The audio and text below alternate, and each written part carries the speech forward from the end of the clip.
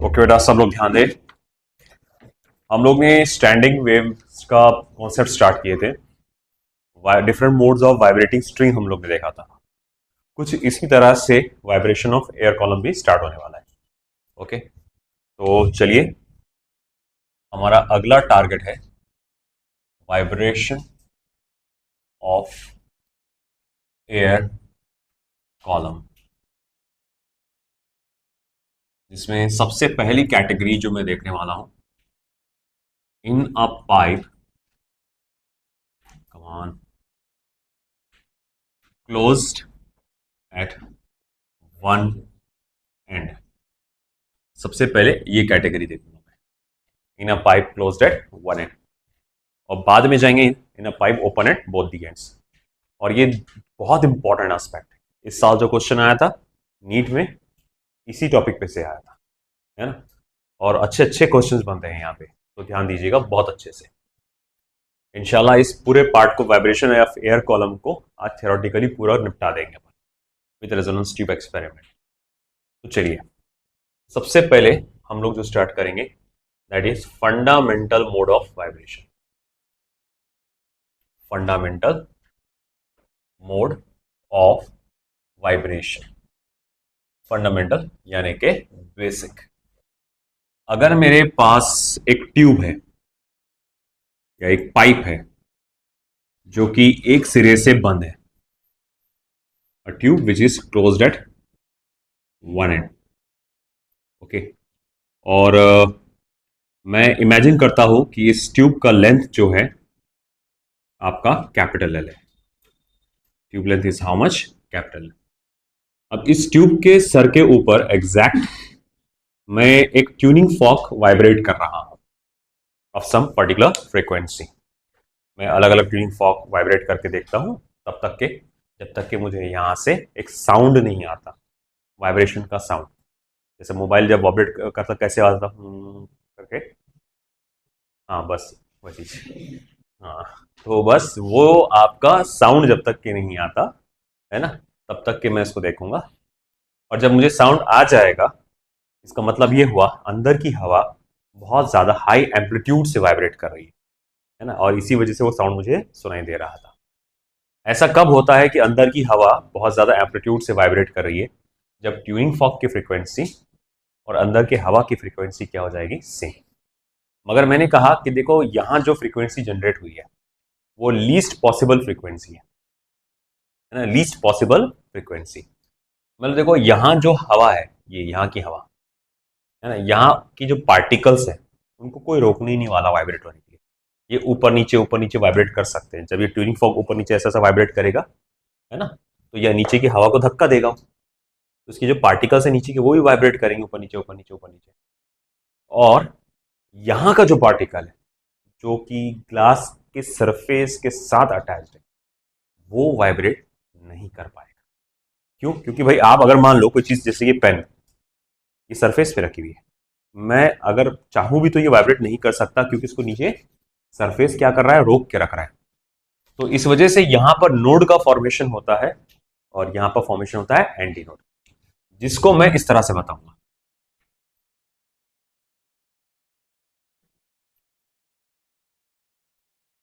इस तरह से कि देखो भैया, यहां एक नोड का फॉर्मेशन हो चुका है और यहां पे एंटी नोड का फॉर्मेशन हो चुका है। सबसे कम जो फ्रीक्वेंसी जो पॉसिबल है किसी पाइप में, वो उसका सिचुएशन आपके सामने दिया गया है ना। यहाँ नोड का फॉर्मेशन हुआ और यहाँ पे एंटी नोड का फॉर्मेशन हुआ। एक नोड और उसके फौरन बाद आने वाला एंटी नोड, उसके बीच का डिस्टेंस क्या होता है? Lambda by 4। तो मैं कहूंगा L equals to lambda by 4। अगर L equals to lambda by 4 है, तो आपको नहीं लगता लैम्बडा इक्वल्स टू आप क्या लिख सकते हैं? 4L, है ना। सिंस हम लोग जानते हैं N equals to V by lambda, पिछले इसमें V निकालने के लिए, V जो था वेलोसिटी ऑफ साउंड जो था, या वेलोसिटी ऑफ वेव जो था, वो टेंशन पे, लीनियर मास डेंसिटी पे, सब पे डिपेंड करता।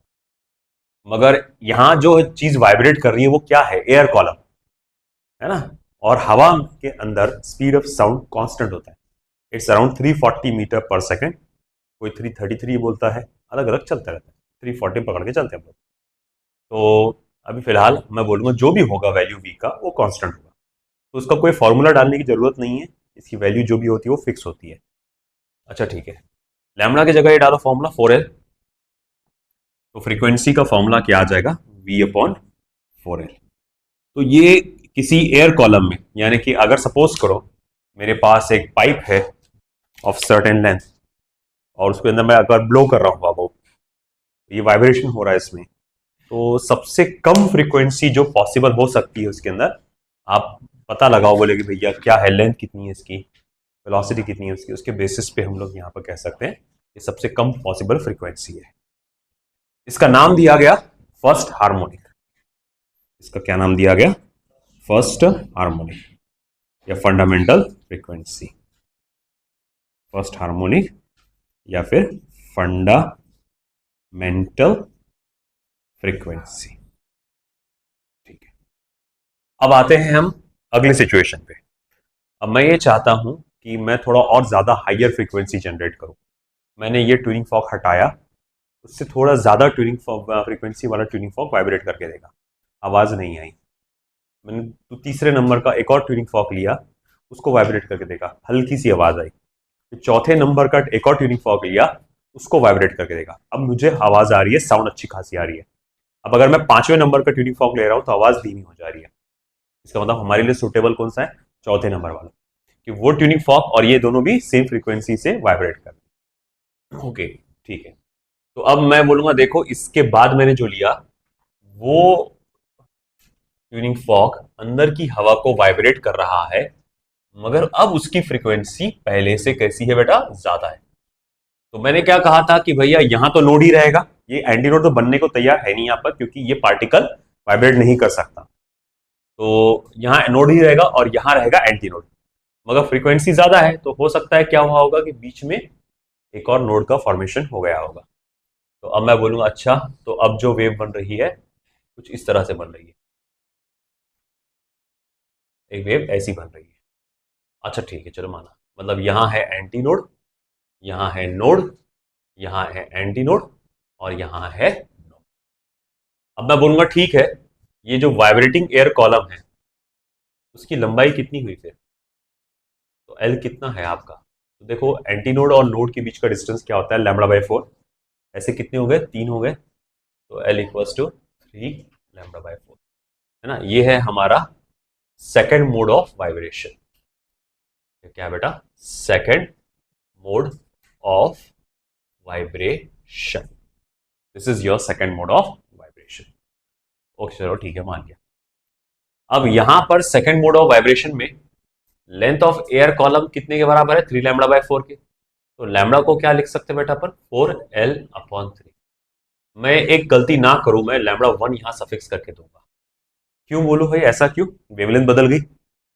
यहां पिछली बार जो वेव पैदा हुई थी, अगर मान लो ये 10 सेंटीमीटर का लंबा ट्यूब है, तो यहां वेवलेंथ 40 सेंटीमीटर है ना, और यहां कितनी है बेटा, 40/3 सेंटीमीटर, है ना, तो ये हो जाएगी 40/3 सेंटीमीटर की ये लंबी वेव है, तो वेवलेंथ बदल गई ना ये, तो इसीलिए λ1 सफिक्स करके दिया मैंने। तो मैं बोलूंगा अच्छा ठीक है, what is the frequency, it will B v/λ1। अच्छा v/4l/3, that is n1 is equals to 3 times v/4l, therefore n1 is equals to 3 multiplied by n। अच्छा ये बताओ फंडामेंटल फ्रीक्वेंसी का कितवा मल्टीपल आया, थर्ड मल्टीपल, तो ये क्या बोला जाएगा, थर्ड हार्मोनिक, तो इसका नाम पड़ा थर्ड हार्मोनिक।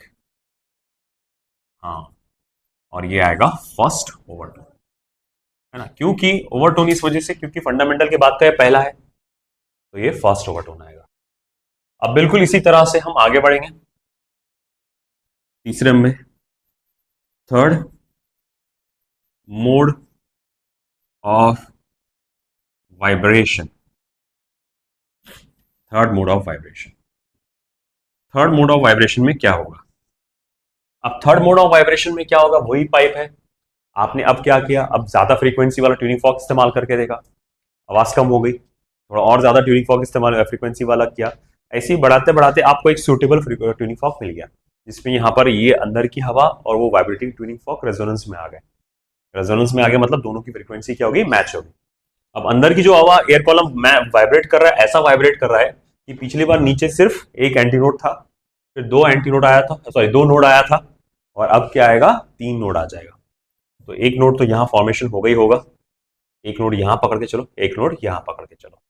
तो चलो अब मैं देखता हूं किस तरह से अंदर की हवा वाइब्रेट कर रही होगी, कुछ इस तरह से। ओ भाई,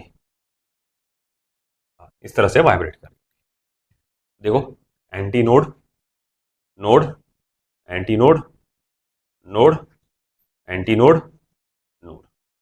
अब आपसे मैं कहूंगा कि ठीक है, अब जरा गौर से देखो कितने लैम्बडा बाय 4 जनरेट होंगे, यहां पर बताओ, क्योंकि एक एंटी नोड और नोड के बीच का डिस्टेंस लैम्बडा बाय 4 होता है। तो lambda by 4, lambda by 4, lambda by 4, lambda by 4, lambda by 4, कुल मिला के 5। तो लेंथ ऑफ एयर कॉलम क्या हो जाएगा, 5 lambda by 4, and don't forget to give it a suffix. आई बात समझ में आपको? तो यहां पर 5 लैम्बडा बाय 4 हो गया। तो फिर मैं यहां लिख सकता हूं therefore lambda 2 is equals to 4L upon 5। तो मैं कहूंगा ओके, फ्रीक्वेंसी क्या है, तो n equals to v upon end 2 is equals to v upon lambda 2, यानी कि v अपॉन 4L बाय 5, 5 चला जाएगा ऊपर, तो therefore n2 is equals to क्या हो जाएगा, 5 टाइम्स v अपॉन 4L, है ना, या फिर n2 is equals to 5 times of n, है ना। ये हम लोग इसको इस तरह से लिख सकते हैं। अब ये फंडामेंटल फ्रीक्वेंसी का कितवा मल्टीपल है, पांचवा, इसीलिए क्या माना जाएगा, फिफ्थ हार्मोनिक। वेरी गुड, तो इसका नाम पड़ेगा fifth harmonic, fifth harmonic, yes correct, second over tone. ठीक है, चलो अब ये समझ में आ गया क्या होने वाला है सीन। अब अगर मैं बोलूंगा रैंडमली कि मुझे क्यूएथ ओवरटोन, क्यूएथ ओवरटोन का फॉर्मूला बना के दिखाओ कि क्यूएथ ओवरटोन का क्या आएगा। जैसे n1 था तो थ्राइस n, n2 था तो 5n, तो क्यूएथ ओवरटोन का फॉर्मूला क्या बनेगा, बोलो, सही बोल रहे आप, बोलो को। अरे बोलो ना, कोई तो भी बोला, भी सही बोला, अब्दुल्ला बोल जोर से। 2q+1, 2q+1, है ना, ये ऑड नंबर का फॉर्मूला है स्टार्टिंग फ्रॉम 3।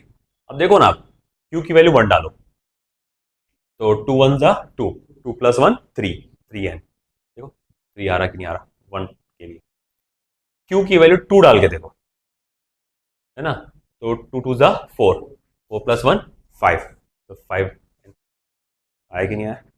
तो ये देखो, ये याद रखना, क्यूएथ ओवरटोन का फॉर्मूला ट्वाइस q+1, है ना, upon into sorry v by 4l, ये क्यूएथ ओवरटोन का फॉर्मूला है। आया समझ में? ठीक है, चलिए अब रीड कर लीजिए एक बार क्लोज्ड पाइप के लिए।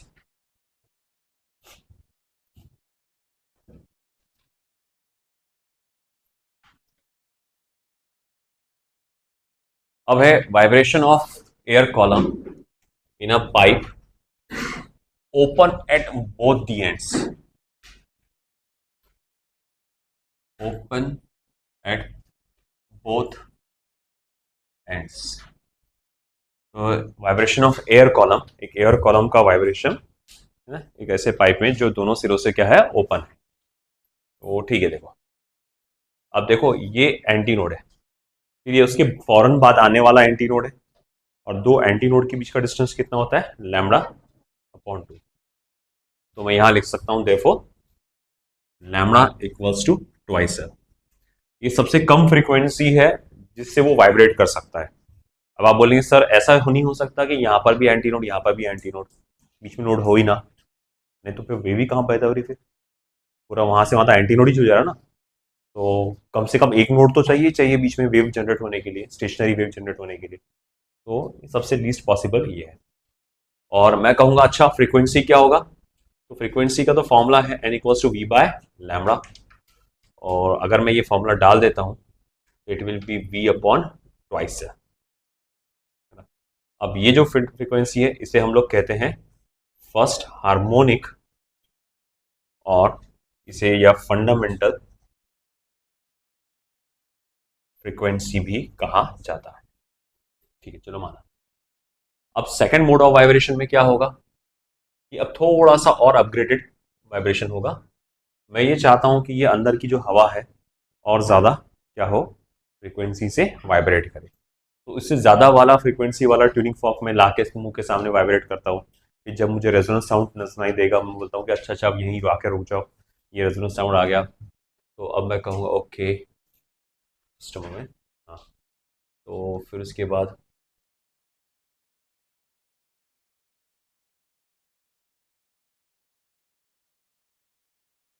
ऐसा,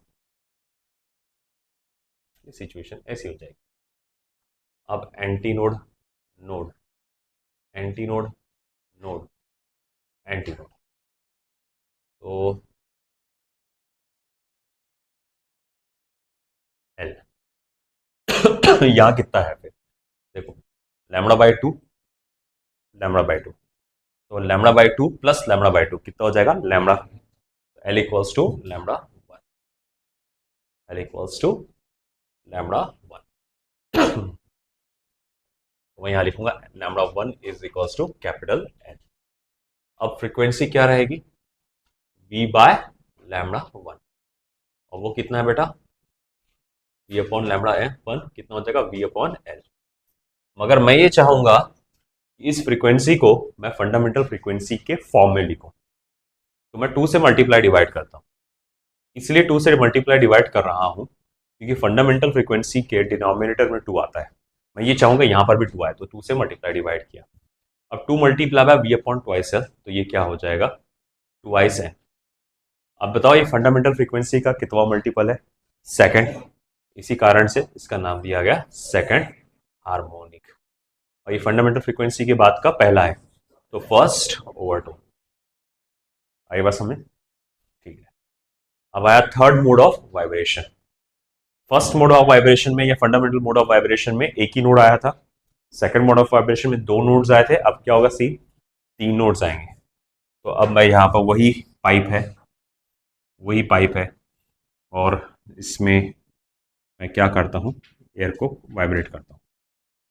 क्योंकि यहाँ पर जैसे कि हम जानते हैं दोनों भी एंड्स ओपन है, तो दोनों जगह एंटी नोड का फॉर्मेशन होगा, बिल्कुल पहले की तरह, है ना। पिछले वाले केस में यहाँ पर नोड का फॉर्मेशन हुआ था क्योंकि ये एरिया बंद था, मगर यहाँ पर अब क्या है, ये एरिया खुला है, तो इसीलिए एंटी नोड का फॉर्मेशन होता है। मैं आखिरी में डिटेल में बताऊंगा ये चीज़ कैसे होता है करके। Anti node, node, anti node, node, anti node, node, anti node. चलिए बताइए तो ये कितना हुआ फिर एल आपका, बताइए तो कितना होगा, lambda by two, lambda by two, lambda by two, three lambda by two, three lambda by two. तो मैं lambda two is equals to क्या लिख सकता हूँ, therefore lambda 2 is equals to twice L upon 3. Okay, lambda 2 is equals to twice L upon 3. So that is n1, sorry n1 n2, V upon lambda 2 equals to V upon twice L upon 3. n2 is equals to 3 चला गया ऊपर, V upon twice L, n2 is equals to thrice L. ये fundamental frequency का कितवा multiple है, third. इसी कारण से इसका नाम थर्ड हार्मोनिक, और ये सेकंड ओवरटोन। आया समझ में, third harmonic and second overtone.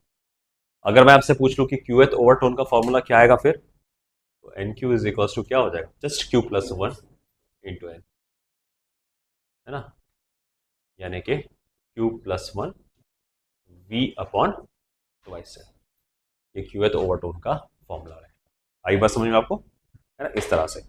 अब इसमें जैसा सवाल ये आता है कि जैसा कि सर ये यहाँ पर तो बाउंड्री कुछ है नहीं, हमारा स्टेशनरी वेव कब बनता है, जब सामने से कोई वेव टकरा के आती है वापस, आइडेंटिकल वेव आएगी। जैसे अगर मैं यहाँ से कोई वेव जनरेट कर रहा हूँ, किसी एक जगह से सिर्फ वेव जनरेट करता हूँ, तो होता क्या है, वेव आगे ट्रैवल करती है, फिर वहां से वो टकरा कर आती है, और फिर टकरा के जब आती है तो फिर स्टेशनरी वेव का फॉर्मेशन होता है। कई लोग सवाल करते हैं कि सर वो पिछला वाला पाइप जो है क्लोज्ड एट वन एंड था, तो वहां से टकरा के आना समझ में आता था क्योंकि नीचे वाला एक ठोस बेस था यहाँ पे, है ना। यहाँ तो कोई बेस नहीं है ठोस, इससे टकरा के आ रहा है नहीं, यहाँ तो खाली हवा है ना, तो जब मैं यहाँ एयर को वाइब्रेट करूंगा तो हवा आगे चले जाना चाहिए आर पार, है ना, स्टेशनरी वेव का फॉर्मेशन होना ही नहीं चाहिए। तो ऐसी कैसी वेव हुई जो टकरा के वापस आ गई। असल में क्या होता है, मतलब मेजोरिटी हवा पास हो जाती है, मेजोरिटी जो हवा होती है ना जब आप वाइब्रेट करते हैं वो आर पार चले जाती है, पास हो जाती है, मगर थोड़ा सा 10 से 20% हवा है सिर्फ जो सरफेस से टकरा, ये मीडियम से या नीचे की लेयर से टकरा के वापस आती है। बोले ऐसा क्यों, क्योंकि देखो ये जो नीचे है, इतना जो रीजन है ये वाइब्रेट कर रहा है क्या, नहीं, तो ये जो रीजन है यहाँ जो हवा का प्रेशर होगा एटमॉस्फेरिक प्रेशर के बराबर होगा। ये हवा वो हवा है जो बार बार यहाँ से घुसने की कोशिश कर रही है अंदर की तरफ, तो यहाँ पर एक इमेजिनरी लेयर बना लेती है ना, और फिर देखो यहाँ की हवा तेजी से वाइब्रेट करते आ रही है। फ्लूइड मैकेनिक्स चैप्टर अगर आपको याद हो, बर्नौलिस प्रिंसिपल, जब किसी फ्लूइड की स्पीड ज्यादा होती है तो उसका प्रेशर क्या होता है, कम होता है। तो जो अंदर हवा है वो वाइब्रेट करते हुए आ रही है, यानी इसकी स्पीड क्या है, ज्यादा है, तो इसका प्रेशर क्या होगा, कम होगा। नीचे वाली लेयर का प्रेशर क्या है, ज्यादा है, और ऊपर वाली हवा का लेयर का प्रेशर कैसा है, कम है। तो ये लो प्रेशर होने की वजह से इससे टकरा के वापस आ जाती है। क्योंकि हाई प्रेशर रीजन क्या होता है, लो प्रेशर के लिए कैसे काम करता है, एक सॉलिड रिजिड बॉडी के जैसा काम करता है ना, तो वो उससे टकरा के वापस आता है। मगर अगेन मैं बोलूँ 100% जो एयर है यहाँ का वो टकरा के वापस नहीं आता, बहुत कुछ आर पार चला जाता है, थोड़ा सा ही है जो टकरा के वापस आता है, वही स्टेशनरी वेव का फॉर्मेशन करता है। आई समझ में।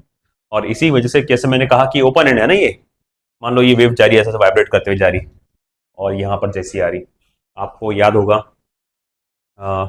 चेंज ऑफ फेस नाम का टॉपिक पढ़े थे आपने, चेंज ऑफ फेस, तो उसमें लॉन्जिट्यूडनल वेव्स का टॉपिक पढ़े थे आपने। आई थिंक पेज नंबर कौन सा जाएगा वो, शुरुआत में होगा वो,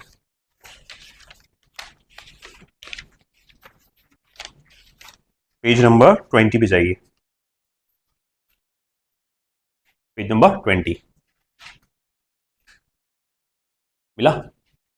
पेज नंबर 20 पे अपन ने जो चेंज ऑफ फेस, उसमें देखिए reflection from a rare medium वाला टॉपिक देखो आप, reflection from a rare medium, उसमें क्या नजर आ रहा, जाते वक्त जब वो बाउंड्री आई तो वहां पर क्या था, कंप्रेशन था, और आते वक्त रेयर फ्रैक्शन, है ना, ठीक है, मतलब जो काफी बड़ा बड़ा जो कहा जाएगा गैप आ जा रहा है। तो यहां पर सिंपली क्या होता है कि यहां जब ये इधर से पहुंचता है तो यहाँ जो आपकी पार्टिकल्स होती है ये रेयर बाउंड्री होने की वजह से ज्यादा हाई एम्पलीट्यूड से वाइब्रेट करती है।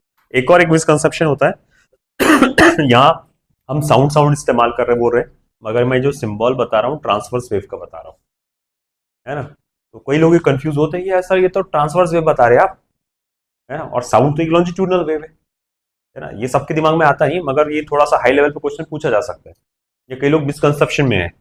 एक्चुअली ये ट्रांसवर्स वेव नहीं, लॉन्जिट्यूडनल वेव ही है, ये उसका ग्राफ है बस, ये ग्राफ है, ये बताना चाहता है कि ये एंटी नोड, मतलब यहाँ पर का पार्टिकल सबसे ज्यादा वाइब्रेट कर रहा है, ये नोड यहाँ का पार्टिकल बिल्कुल भी वाइब्रेट नहीं कर रहा, और ये एंटी नोड मतलब ये सबसे ज्यादा ग्राफ वाइब्रेट कर रहा है कि नहीं। तो ये सिर्फ क्या करता है, ये ग्राफ है जो आपको बता रहा है हाई एम्पलीट्यूड, बिल्कुल लो एम्पलीट्यूड और हाई एम्पलीट्यूड, तो उसको बिल्कुल भी आप ट्रांसवर्स वेव समझ के ना चलो, जैसे कि रस्सी में ट्रांसवर्स वेव बना था वैसा नहीं है, रस्सी में एक्चुअल में वैसा वेव बनता है, फिजिकल वेव जो नजर आता है ऐसा जाते हुए, है ना। हवा में ऐसा फिजिकल वेव नहीं बनता, हवा की वेव ऐसा नहीं वाइब्रेट करती, ऐसा नहीं जाती हवा की वेव, साउंड वेव ऐसा नहीं जाती है, वो इस तरह से वाइब्रेट करती है। तो फिर बोले अगर ऐसी ऐसी वाइब्रेट करती तो ये ऐसा क्यों बता रहे हैं आप वेव को, ये ग्राफ है उसका, ये जो बता रहा है कि यहाँ हाई एंटी नोड है, यहाँ नोड है, और यहाँ एंटी नोड का फॉर्मेशन हुआ है। आई बस में, तो इस तरह से हम लोग ने देखा in a pipe vibration of air column in a pipe open at both the ends. चलिए पढ़ लीजिए आप।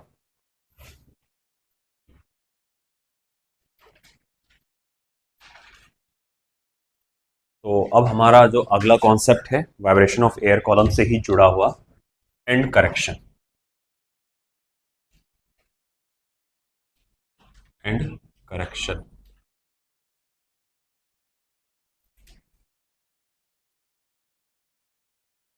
And correction. अब देखो बेटा, एंड करेक्शन क्या कॉन्सेप्ट है, अब देखिए इस चीज को। अब ऐसा है कि हम लोग ने अभी फिलहाल जब vibration of air column in a pipe closed at one and देखा था, तो हमने कहा था कि देखो भाई ये हिस्सा वाइब्रेट नहीं हो सकता, इसीलिए यहां नोड का फॉर्मेशन होगा, और ये हिस्सा वाइब्रेट हो सकता है, इसीलिए एंटी नोड का फॉर्मेशन होगा। और हमने ऐसा प्रेडिक्ट किया था कि भाई जो लेंथ ऑफ द ट्यूब है, जो लेंथ ऑफ द ट्यूब है, कैपिटल एल असल में क्या था, लेंथ ऑफ द ट्यूब। हवा दिखती है अपने को, अंदर वाइब्रेट करती हुई एयर कॉलम नजर थोड़ी आ रही होगी, तो मैं पूछूंगा कि एयर कॉलम का लेंथ कितना है, तो आप क्या कर रहे होंगे, ट्यूब का लंबाई गिन रहे होंगे और बोलेंगे जो ट्यूब का लंबाई है वही एयर कॉलम का लंबाई है। तो मेरा ऐसा अंदाजा था कि जो ट्यूब का लंबाई होगा वही आपके एयर कॉलम का लंबाई होगा, और एंटी नोड यहां पर खत्म हो गया होगा, यहाँ पर एंटी नोड बना होगा, और बस बाकी की जो भी होगी आसपास की जो वेव उतनी खास वाइब्रेट कर नहीं रही होगी। मगर मेरा अजम्पशन हल्का सा गलत निकला। पता ये चला कि एंटी नोड का जो फॉर्मेशन होता है ये हल्का सा ऊपर होता है, हल्का सा ऊपर एंटी नोड का फॉर्मेशन, हल्का सा, बहुत ज्यादा नहीं, हल्का सा ऊपर होता है। वो बोले ऐसा क्यों, हल्का सा ऊपर क्यों, क्योंकि देखो आप जो इधर के पार्टिकल्स की जो बात कर रहे हैं ये थोड़े से रिस्ट्रिक्टेड होते हैं, ये अभी भी बाउंड्री के अंदर ही है, ट्यूब के बाउंड्री के अंदर ही है, तो ये चारों तरफ वाइब्रेट करने के लिए फ्री नहीं है। हाँ, थोड़ा ऊपर जाते हैं तो उसको बाउंड्री नहीं है, आसपास कुछ भी नहीं है, तो वो चारों तरफ कहीं भी वाइब्रेट कर सकते हैं। तो अगर वो चारों तरफ ज्यादा से ज्यादा वाइब्रेट कर सकते हैं कहीं पे भी, तो एंटीनोड यहां नहीं बन के थोड़ा सा ऊपर बनेगा। तो वो जो थोड़ी सी ऊपर वाली जो जगह है, जो थोड़ा सा ऊपर है, वो उस पॉइंट को हम लोग नाम देते हैं एंड करेक्शन, है ना।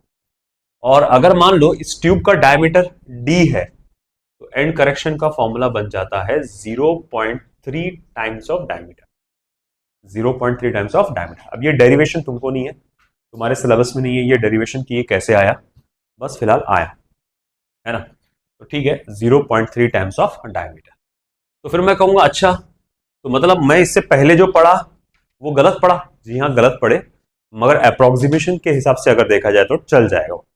वो एक्यूरेट तो नहीं है मगर अप्रोक्सीमेट है, उससे कैलकुलेशन आसान रहेगा, मगर जो भी आंसर आएगा वो अप्रोक्सीमेट आंसर आएगा। तो अगर तुमसे अप्रोक्सीमेट आंसर पूछ रहा है, तुम तब भी वो पुराने वाले सारे फॉर्मूले इस्तेमाल कर सकते हो, है ना। तो सर फिर नया फॉर्मूला अब कैसे लिखा जाएगा, तो मैं पूछूंगा आपसे, अब बताओ नया वाला वाइब्रेटिंग लेंथ कितना है। तो बोले देखो अब ये तो ट्यूब का लेंथ भी लेना पड़ेगा और साथ ही साथ एंड करेक्शन भी लेना पड़ेगा। तो जो नया वाला वाइब्रेटिंग लेंथ है जिसको स्मॉल एल से दूंगा मैं, it is capital L plus E. अच्छा, ये किसके लिए, for a pipe closed at one end. तो फंडामेंटल फ्रीक्वेंसी का फॉर्मूला क्या हो जाएगा, V अपॉन 4L प्लस ई, है ना। अच्छा, क्यूएथ ओवरटोन का फॉर्मूला क्या हो जाएगा, twice Q plus 1 V upon 4L plus E. आई बात समझ में, ठीक है। अब बिल्कुल इसी तरह for a pipe open at both the ends, तो बोले अगर एंड करेक्शन एंड करेक्शन में ये पता चला कि एंटीनोड एग्जैक्ट यहां नहीं यहां फॉर्म हो रहा था, तो मतलब ये सीन तो फिर नीचे भी देखने को मिलेगा, वो भी यहां पर बनेगा एंटीनोड, बिल्कुल सही, इसका भी एंटीनोड वहीं कहीं बनता है। थोड़ा सा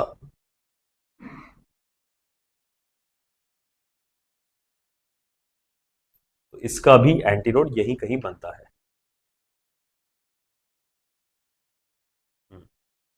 छोड़ जाने, परफेक्शन छोड़ा। तो अब इसका भी एंटीनोड थोड़ा सा आगे जाके बनेगा, तो इसके जो एंड करेक्शन है वो दोनों तरफ आएंगे, है ना। इसका जो एंड करेक्शन रहेगा वो दोनों तरफ आएगा, इधर भी मिलेगा तुमको एंड करेक्शन और इधर भी मिलेगा। और ये जो ट्यूब की लंबाई है वो कितनी है बेटा, कैपिटल एल। अब मैं बोलूंगा अब बताओ वाइब्रेटिंग एयर कॉलम की लंबाई कितनी हो गई फिर, ई प्लस एल प्लस ई, यानी एल प्लस ट्वाइस ई, तो एल प्लस 2 टाइम्स ई, ये वाइब्रेटिंग एयर कॉलम की लंबाई है। अच्छा ठीक है, फिर यहां पर फंडामेंटल फ्रीक्वेंसी का फॉर्मूला कैसा लिखा जाएगा, V upon 2 times of L plus twice E, है कि नहीं? और क्यूएथ ओवरटोन का फॉर्मूला कैसा लिखा जाएगा? Q plus one V upon two times of L plus twice E. आई बात समझ? तो दिस इज इट। ये हमने एंड करेक्शन कैलकुलेट किया। एंड करेक्शन कैलकुलेट करने का फॉर्मूला 0.3 इंटू डायमीटर्स। और दूसरी बात, सारे फॉर्मूले विथ एंड करेक्शन अब इस तरह से लिखे जाएंगे। हाउएवर ये थोड़ा सा प्रॉब्लम बढ़ जाता है क्योंकि यहां पर ये आप ऐड करेंगे, डिनोमिनेटर बढ़ जाएगा, तो कैलकुलेशन में हल्का सा कॉम्प्लेक्सिटी आ जाती है। तो ज्यादातर प्रॉब्लम्स में जो कैलकुलेशंस पूछे जाते हैं विदाउट एंड करेक्शन ही पूछे जाते हैं। ठीक है, चलो रीड करो उसके बारे में।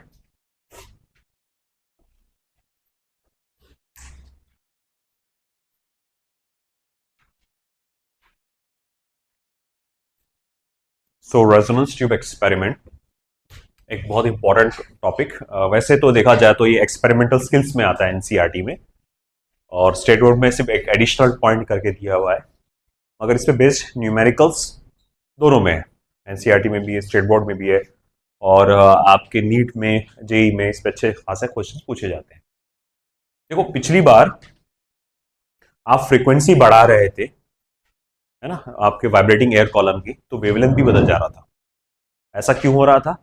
क्योंकि जो पाइप का लेंथ था वो कांस्टेंट था, है कि नहीं? मगर जब मैं इस बार फ्रीक्वेंसी बढ़ाऊंगा तो मैं क्या नोटिस करूंगा यहाँ पे कि वाइब्रेटिंग एयर कॉलम का आपका सॉरी वाइब्रेटिंग एयर कॉलम का लेंथ बदल जाएगा, मगर वेव लेंथ नहीं बदलेगा। वेव लेंथ नहीं बदलेगा। वो क्यों? क्योंकि मैं क्या करूंगा, यहाँ पर वाइब्रेटिंग एयर कॉलम का लेंथ चेंज कर दूंगा। थोड़ा सा समझाने की कोशिश करता हूं मैं क्या कर रहा हूं यहाँ पे। असल में एक स्टैंड है मेरे पास, एक प्लेटफॉर्म है, उस पर एक बीकर रखा हुआ है पानी का। ओके, उसमें मैंने एक पाइप इंसर्ट किया और उसे क्लैम्प किया है विद द स्टैंड। ओके, ये पाइप हालांकि बोथ द एंड से ओपन था, मगर क्योंकि एक हिस्सा मैंने पूरा पानी में डुबा दिया, तो नीचे क्या है, पाइप में पानी है, तो it will behave like a closed pipe at one end, उसकी तरह बिहेव करेगा। मेरे को closed pipe at one end के सारे फॉर्मूले यहां पर लगाने के। अब देखो बेटा, मैंने क्या किया, पाइप की जो लंबाई है बहुत कम रखा शुरुआत में, और मैंने एक ट्यूनिंग फॉर्क को उसके पास वाइब्रेट किया, और धीरे धीरे धीरे धीरे धीरे पाइप को बढ़ाते गया। मतलब तुम समझो इतना ही से ही पाइप झाँक रहा होगा बाहर पानी के, है ना, इतना से ही झाँक रहा होगा, और ये वाइब्रेट धीरे धीरे धीरे धीरे धीरे धीरे उसको मैं बढ़ा रहा हूँ। तब तक बढ़ा रहा हूँ लंबाई को जब तक मुझे आवाज नहीं आती। आवाज आ गई, मैं बोला अरे रुक जा रुक जा रुक जा, यहाँ पर आवाज आ गई। आवाज आ गई, दैट मीन्स व्हाट, यहाँ पर अंदर की हवा और ये ट्यूनिंग फॉर्क दोनों सेम फ्रीक्वेंसी से वाइब्रेट कर रहे हैं। आई बात समझ में आपको, है ना? अच्छा चलो ठीक है, मान लिया ये दोनों सेम फ्रीक्वेंसी से वाइब्रेट कर रहे हैं। मैं पहली वाली लेंथ कैलकुलेट करूंगा, वो कितनी आई है, L1 प्लस ई। ठीक है, अब मैं क्या करता हूं, फिर उसके बाद फिर से ट्यूनिंग फॉर्क हिट करता हूं, और धीरे धीरे फिर से मैं लंबाई को बढ़ाता हूं, है ना, धीरे धीरे फिर से लंबाई को मैं बढ़ाते जाता हूँ। आवाज अब कम होती जाएगी, और धीरे धीरे और लंबाई को बढ़ा रहा हूँ बढ़ा रहा हूँ बढ़ा रहा हूँ, आवाज आ रही है आ रही है आ रही है, हाँ हाँ देखो अब इस पे बहुत आवाज आ रही है यहाँ पे। और अब थोड़ा सा अगर मैंने और ऊपर किया तो आवाज और बढ़ने के बजाय कम हो रही, मतलब ये मुझे सेकंड रेजोनेटिंग लेंथ लगी। यानी अब ये सेकंड मोड ऑफ वाइब्रेशन में क्या कर रहा है, मेरा पाइप वाइब्रेट कर रहा है। आई बात समझ में आपको यहाँ पे? अच्छा ठीक है, मैं आपसे पूछूंगा यहाँ पर वाइब्रेटिंग लेंथ कितनी है, L1 प्लस ई, और यहाँ क्या फॉर्मेशन हुआ है, यहाँ पर नीचे एक नोड है और एक एंटी नोड है।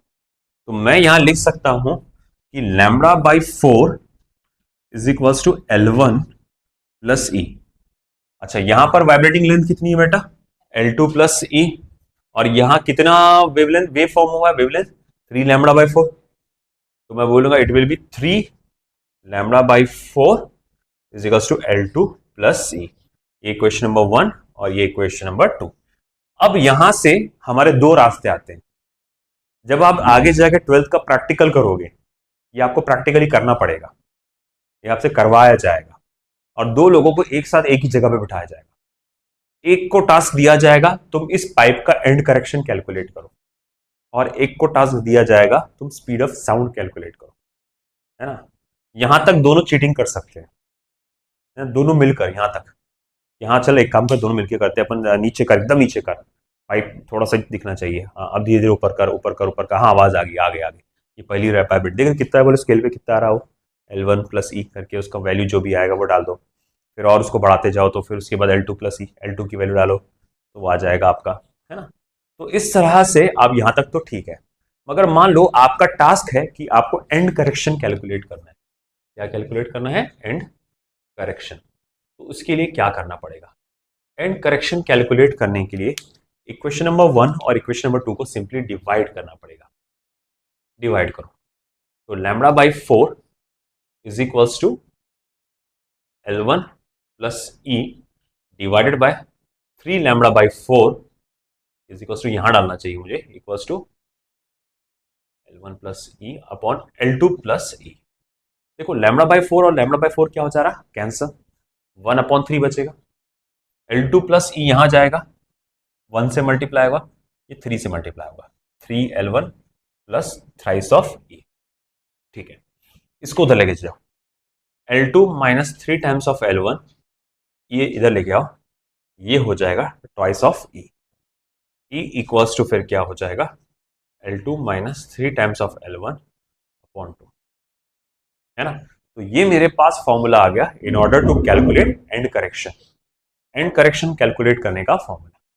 अब वही काम दूसरे बंदे को दिया था कि स्पीड ऑफ साउंड कैलकुलेट कर। वो क्या करेगा? इक्वेशन नंबर 2 में से इक्वेशन नंबर 1 को माइनस करेगा। तो मेरा दूसरा काम है स्पीड ऑफ साउंड मालूम करना, स्पीड ऑफ साउंड। तो मुझे क्या करना पड़ेगा? Equation number 2 minus equation number 1 करना पड़ेगा। 3 lambda by 4 minus lambda by 4 L2 plus E minus L1 plus E.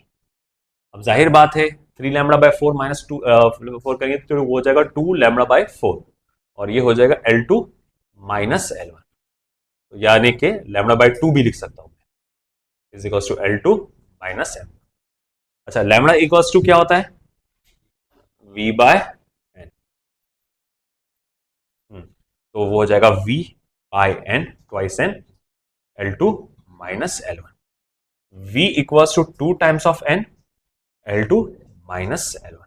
ये मेरे पास फॉर्मूला है। अच्छा, ये N क्या है? वो ट्यूनिंग फॉर्क जो आप इसके सर के ऊपर वाइब्रेट कर रहे थे ना, वो है आपका N। अच्छा ठीक है, चलो मान लिया। अब L क्या है यहाँ पे? L2 और L1 क्या है यहाँ पे? तो वो पहली रेजोनेटिंग लेंथ है और ये दूसरी रेजोनेटिंग लेंथ है। अब ये फॉर्मूले में सारी वैल्यू डालो और आपको वेलोसिटी ऑफ साउंड मिल जाए। तो याद रखिए प्रैक्टिकल्स में ये दो अलग अलग तरीके से रूट आता है ना। कई बार हम लोग गलती क्या करते हैं कि दोनों एक ला की जगह पर दोनों को एक ही जगह पे बिठाया गया, एक ही सेटअप में, एक को काम ये दिया गया, एक को काम वो दिया गया, दोनों को नहीं समझा कि करना क्या था, है ना। दोनों को उसके बीच का फर्क नहीं मालूम था। उन्होंने इसको जो ये वेलोसिटी का कैलकुलेट करना था, इसका छाप डाला है। अब ये इतना डिटेल में कैसे मालूम मुझे? क्योंकि मैंने भी ऐसे ही किया था। ठीक है, तो खैर प्रैक्टिकल की बात चल रही। कॉलेज कभी गए नहीं, प्रैक्टिकल कभी सिखाया नहीं गया कुछ क्लास में, कुछ इतना डिटेल में तो कोई बताते नहीं थे, बस रटा देते थे, इतना कॉन्सेप्ट्स क्लियर नहीं थे। अब हुआ ये है ना कि भाई हम लोग को डायरेक्ट प्रैक्टिकल एग्जाम और प्रैक्टिकल बुक बस हाथ में, क्या है क्या टॉपिक्स है वो भी पता। इतना मालूम था कि ये आसान वाला टॉपिक है ना, और वो है, और इसमें बोले तो बाहर बिठा देते, टेंशन नहीं था, टीचर आता नहीं, तो दोनों को एक ही सेटअप पे बिठा दी। वो मेरे को क्या करना है रे, मैं बोला क्या करना, मेरे को क्या बोला क्या करना है ना। अब क्या करा फिर, आइडिया से फिर याद था, अरे वो कुछ तो भी वो ऊपर ने देखे थे, ऐसा लिखा हुआ फॉर्मूला आया था, दोनों ने एक ही छाप दिया।